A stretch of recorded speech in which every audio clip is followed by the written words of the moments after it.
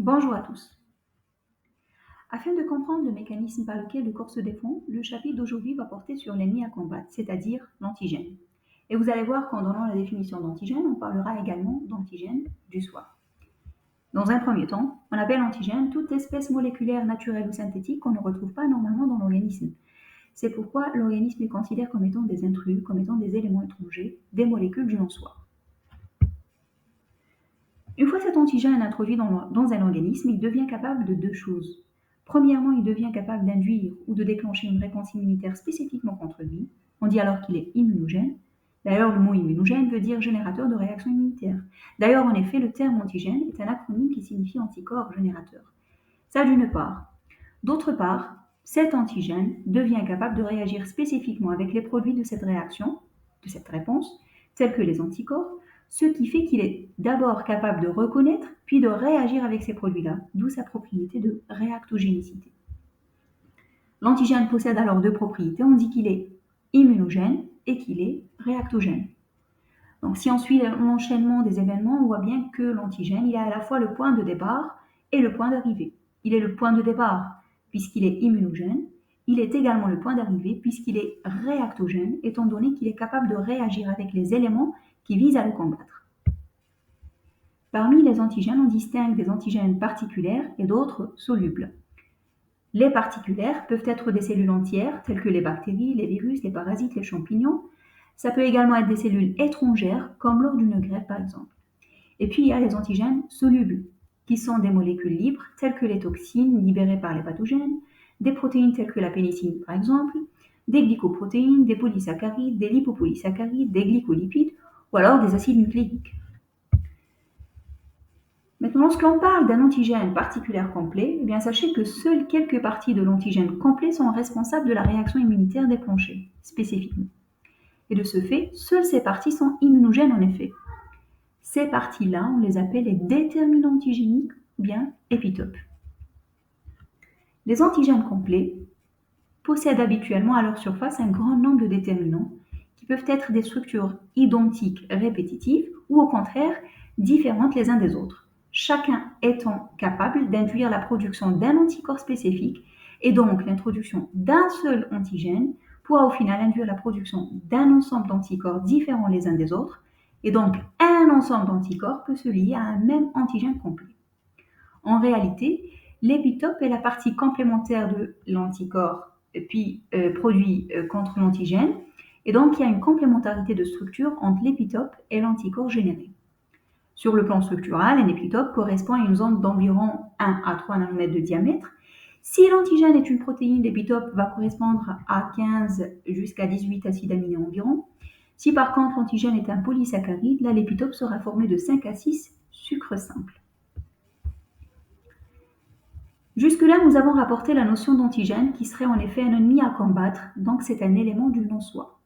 Sachez là qu'il existe non seulement des antigènes du non-soi, mais également des antigènes du soi. Et l'explication des antigènes du soi va être décrite à travers le volet du complexe majeur d'histocompatibilité. Alors qu'appelle-t-on un antigène du soi?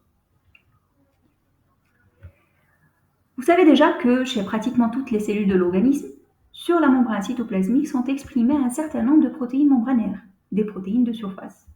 Donc ces protéines qui font partie intégrante de l'organisme, on les appelle les marqueurs du soi, ou tout simplement les antigènes du soi. Mais pourquoi on leur associe le terme d'antigène au lieu de se contenter du terme soi? Tout simplement parce qu'ils sont considérés comme antigènes pour un autre organisme. Ils ne sont pas antigéniques pour notre organisme, par contre ils le sont pour l'organisme d'un autre sujet. Ils le sont très fortement même, et c'est ce phénomène-là d'être antigénique pour autrui qui est à l'origine de réactions indésirables lors par exemple de rejet de greffe tissulaire. Donc on retient que la surface des cellules présente une grande variété de protéines qui sont considérées comme marqueurs du soi ou antigènes du soi. Alors parmi les antigènes du soi, c'est-à-dire les protéines membranaires du soi, on va s'intéresser particulièrement à une catégorie très importante qui est les protéines du CMH. Qu'est-ce que le CMH? Bien, le CMH est un ensemble de protéines membranaires codées par des gènes qu'on appelle les gènes du CMH. Le terme CMH est un terme général pour un large spectre d'espèces. Pour l'être humain, on utilise plutôt le terme de HLA pour Human Leukocyte Antigen. car ce complexe a été mis en évidence pour la première fois chez les leucocytes humains.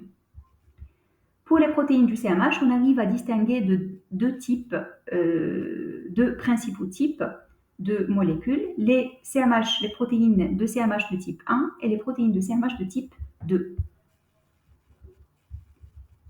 Autre chose à savoir au sujet des CMH est que ces protéines sont présentes sur la surface de toutes les cellules nucléées de l'organisme, à l'exception des cellules germinales, des cellules des os, des cellules cartilagineuses et des neurones. Les globules rouges, quant à eux, attention, ne présentent pas de CMH, mais à la place, ils expriment d'autres antigènes du soi. On les appelle les antigènes des groupes sanguins, et ce sont ceux-là qui expliquent la compatibilité ou l'incompatibilité des groupes sanguins. Maintenant, la différence de localisation de deux classes de CMH de type 1 et de type 2 est que les molécules de type 1, CMH de type 1, se trouvent sur la surface de toutes les cellules nucléées de l'organisme, sauf comme on l'a rapporté, les cellules germinales, etc. Et les molécules de CMH de type 2, on les retrouve sur la surface membranaire de certaines cellules de l'immunité, notamment les macrophages, les cellules dendritiques et les lymphocytes. Pour bien comprendre le contexte du rôle des molécules de CMH, permettez-moi d'ouvrir une parenthèse d'un mécanisme intracellulaire. Eh bien, il faut savoir rappelez-vous que toutes les cellules de l'organisme possèdent dans leur cytoplasme des systèmes enzymatiques qui dégradent en permanence les protéines appartenant à ces cellules mêmes, c'est-à-dire des protéines du soi. Il faut savoir aussi que ces protéines du soi, dégradées en peptides, vont s'associer avec des protéines du CMH en cours de synthèse dans le cytoplasme. Et ensemble, ils migrent vers la membrane où ils s'installeront à la face externe.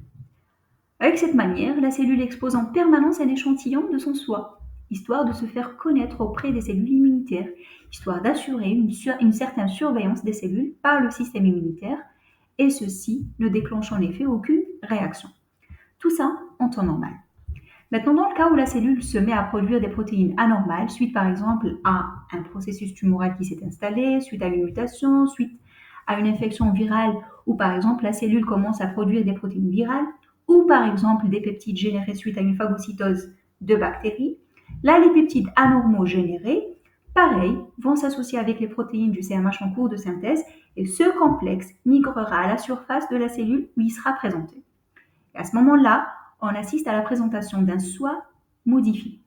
Le soi, qui est les protéines du CMH, modifié car il porte un peptide étranger modifié par le déterminant antigénique. Et ce soi modifié va venir déclencher une réaction immunitaire par la suite. Donc, ce qu'il y a en commun entre les deux types de CMH, c'est qu'ils présentent tous les deux des fragments provenant de la dégradation de protéines cellulaires normales. La différence, par contre, justement entre les deux types de CMH, réside dans la nature des protéines anormales exposées, selon que la protéine provient d'une source interne ou bien externe. En fait, le terme le plus approprié est endogène ou exogène. Et donc, si la protéine anormale qui doit être exposée est une protéine endogène provenant d'antigènes endogènes, c'est-à-dire de protéines d'une cellule tumorale mutée ou bien des protéines virales synthétisées par la machinerie cellulaire elle-même, là les protéines du CMH avec lesquelles elles vont s'associer sont les protéines du CMH de classe 1. Et la réaction immunitaire sera dirigée vers la destruction de cette cellule, ce qui fait intervenir les lymphocytes T que vous allez voir par la suite. Si la protéine anormale qui doit être exposée est une protéine anormale exogène provenant de la digestion d'antigènes particuliers après qu'il ait été phagocyté par exemple, et donc ce qui sera exposé à la surface cellulaire est un déterminant antigénique de l'antigène pathogène couplé avec les protéines du CMH. Et bien dans ce cas-là, la molécule de CMH qui s'en charge est celle de type 2. Et là, la réaction immunitaire déclenchée ne va pas neutraliser la cellule qui va présenter l'antigène, mais plutôt va faire en sorte de produire les outils nécessaires pour la neutralisation de l'antigène pathogène qui a envoyé l'organisme. Pour conclure,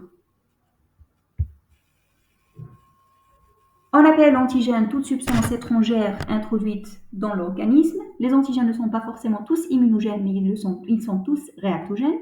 Le CMH est un antigène du soi et son rôle est de déterminer l'identité biologique des cellules, d'assurer la présentation des déterminants antigéniques du non-soi aux cellules du système immunitaire afin de déclencher une réaction. En cas où c'est un soi modifié, c'est les molécules du CMH1 qui s'en chargent. En cas où le peptide est exogène, c'est les molécules de CMH de type 2 qui s'en chargent. Merci.